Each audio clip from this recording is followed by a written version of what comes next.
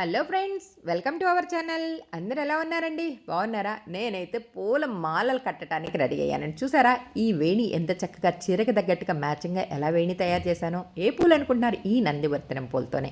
ఈ పూలకు ఒక కథ ఉందండి. ఆ కథ ఏంటి అన్నది మీతో షేర్ చేసుకోవడానికి రెడీ అయ్యాను. దానికన్నా ముందుగా ఈ చీరలను ఒక్కసారి గమనించండి. ఈ శ్రావణ మాసంలో నాకు ఈ చీరలు ఎవరిచ్చారో చెప్పలేదు కదా.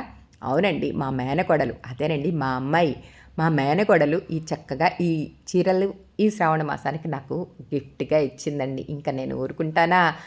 తెచ్చిచ్చిన మా అమ్మాయితో పాటే పద షాప్కి వెళ్దామని మళ్ళీ వెళ్ళాను. ఎందుకో తెలుసా? అవునండి, చీరలు తెచ్చిస్తే సరిపోయిద్దా? మరి నేను చక్కగా జాకెట్లు కుట్టుకుంటేనే కదా చక్కగా కట్టుకోవటానికి కుదిరేది. అందుకని మళ్ళీ మా అమ్మాయితో పాటు షాపుకి వెళ్ళి లైనింగు, ఫాల్స్ చక్కగా తీసుకొచ్చుకున్నాను.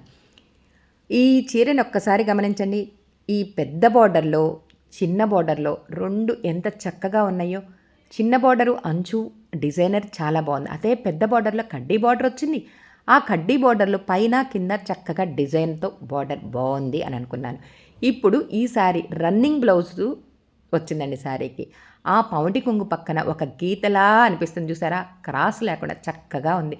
నాకు ఈ బ్లౌజ్ కట్ చేయడానికి ఈజీగా కూడా అనిపించిందండి.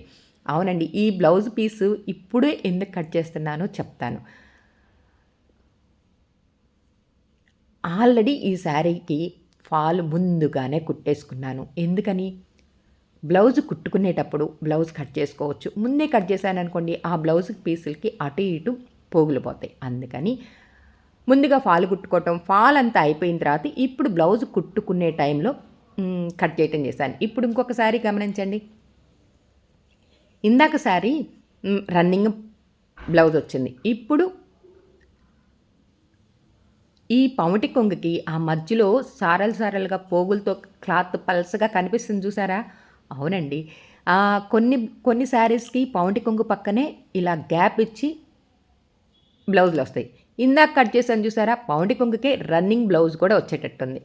ఇప్పుడు ఈ అంచులు నిదానంగా అంచులు వేసుకోవటానికి రెడీ అవుతూనే ఇప్పుడైతే ఈ బ్లౌజులు కుట్టుకోవటానికి ప్రిపేర్ అవుతున్నాను. ఎలా ఉంది ఈ శారీ? 3D శారీ అంటండి, బాగుంది. కట్టుకుంటే ఎలా ఉంటుందన్నది మనం ఊహించుకుంటాం, ఆలోచిస్తాం కదా. ఈ 2 బ్లౌజులు కుట్టుకోవటానికి రెడీ అవుతూనే ఆ తర్వాత పూల మాలలు కట్టడానికి ప్రిపేర్ అవుతున్నానండి. ఈ పూల మాలలకి ఒక కథ ఉన్నది అని చెప్పాను కదా. ఆ కథ ఏంటి అన్నది చెప్తానండి. మీకు గాక ఇంకెవరితో షేర్ చేసుకుంటానండి. ఆల్రెడీ మా పిల్లలకి చెప్పేశాను, ఈరోజు నేను చాలా డిసప్పాయింట్ అయ్యాను అని. చాలా రోజుల నుంచి మంచిగా పూలమాల కట్టి మీతో షేర్ చేసుకోవాలన్న ఆలోచన ఎప్పటి నుంచో ఉంది. నిదానంగా చక్కగా మాల కడదాము అని చెప్పి. పెద్ద మాల ఎంత చక్కగా ఎన్ని మాలలు కట్టాను? 2 మాలలు కట్టాను. ఈ 2 మాలలు కట్టేటప్పుడు చక్కగా ట్రైపాడ్ పెట్టుకున్నాను. ఇంకొకళ్ళు ఎవరన్నా వీడియో తీయాలి, కుదరదు. ఆ టైంలో ఉండకపోవచ్చు కదా. అందుకనే చక్కగా ట్రైపాడ్ పెట్టుకొని పూల మాల కట్టడానికి రెడీ అయ్యాను. చూస్తున్నారా నేను ఎలా దారం తీసుకుంటున్నానో? నేను కట్టే మాలని బట్టి ముందుగానే ఆలోచించుకుంటాను. ఇలా వేణి కావాలా, నార్మల్ మాల కావాలా అని ముందుగానే సెలెక్ట్ చేసుకుంటాం కాబట్టి ఆ వేణి ప్రకారమే కొంచెం దారం తీసుకున్నాను. మధ్యలో మిడిల్లో ముడి వేశాను. ఆ తర్వాత మాల కడుతున్నాను.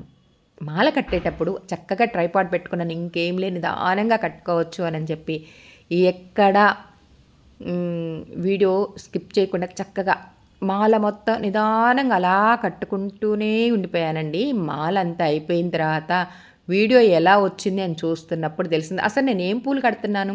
ఇప్పుడు మీకు అర్థమవుతుందా? అదేనండి, నా కష్టమంతా వేస్ట్ అయిపోయింది అని అనుకున్నాను. అందుకని చిన్న వీడియో మీతో షేర్ చేసుకుంటున్నానండి. ఈసారి నెక్స్ట్ టైం మళ్ళీ మాల మంచిగా కట్టేటప్పుడు వీడియో మీతో షేర్ చేసుకుంటున్నాను. మాల కట్టి వీడియో అంతా అయిపోయిన తర్వాత అలా చూస్తున్నప్పుడు ఆ పూలు ఏంటి అన్నది అర్థం కాకుండా గ్లేర్ కొట్టిందండి. అందుకని ఇంకా ఫుల్ వీడియో మీతో షేర్ చేసుకోలేకపోతున్నాను. ఈ మాలకి చక్కగా ఈ శారీకి తగ్గట్టుగానే కలర్ కాంబినేషన్ ఇలా డై చేశాను. ఆ తర్వాత ఈరోజు ఈ మేడంని రెడీ చేయడానికి వెళ్తున్నాను కాబట్టి ఆల్రెడీ ఆ వీడియో మీతో షేర్ చేసుకున్నానండి. డిస్క్రిప్షన్లో ఇస్తాను. నచ్చితే లైక్ చేయండి, షేర్ చేయండి, సబ్స్క్రైబ్ చేసుకోవడం అస్సలు మర్చిపోవద్దండి. మళ్ళీ కొత్త వీడియోతో